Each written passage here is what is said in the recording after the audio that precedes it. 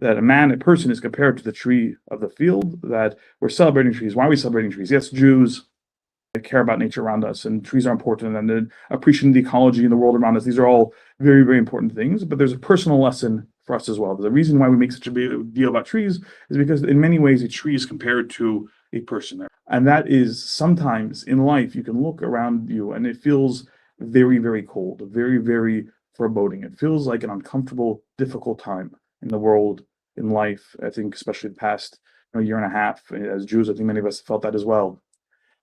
And you could feel like it's the middle of the winter, right? Right now, we're in the middle of the winter, it's February. It doesn't particularly feel spring-like outside, it doesn't particularly feel warm, it doesn't feel like there's a lot of vibrancy and life around us. It feels cold outside. Physically, it's cold.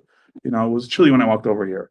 And in our lives, sometimes we feel like it's cold as well. But the potential, we have to look not at just you know, the surface level understanding of nature, but right now, under the ground, underneath, the waters are beginning to flow. The spring is beginning to go into effect in ways under the surface that we entirely can't see.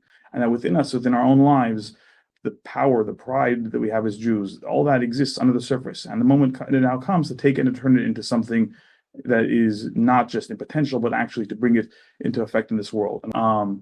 That there's accustomed to eat some of the various fruits and learn lessons from the fruits. One of the fruits that there's accustomed to eat is the olive. It's one of the plants that the land of Israel is blessed with. And there's a lesson to be learned from the olive, because the olive in and of itself is bitter. It's not the sweetest fruit. It's not a pomegranate. It's not a date or a fig. It's a little bitter. It has some spiciness. We like it, but that life can serve you bitter fruits, right? You get bitter fruits in your life. But if you take the olive and you squeeze it and you apply pressure, then instead of being crushed and destroyed by the pressure around us, instead what we do is we channel it and focus it, that we're going to squeeze the olive and extract the juices. What do you get when you extract the juices of the olive? You get oil. Oil can be used to create light. That sometimes the most dire circumstances we find ourselves in, when we feel the real crush of life around us, it gives us the potential to be able to open ourselves up and find how the best stuff within us comes out. It calls out the best in us, and we can use that not just bring fruit for ourselves, but bring light into this world, light that everyone can benefit from, and make this world a better place.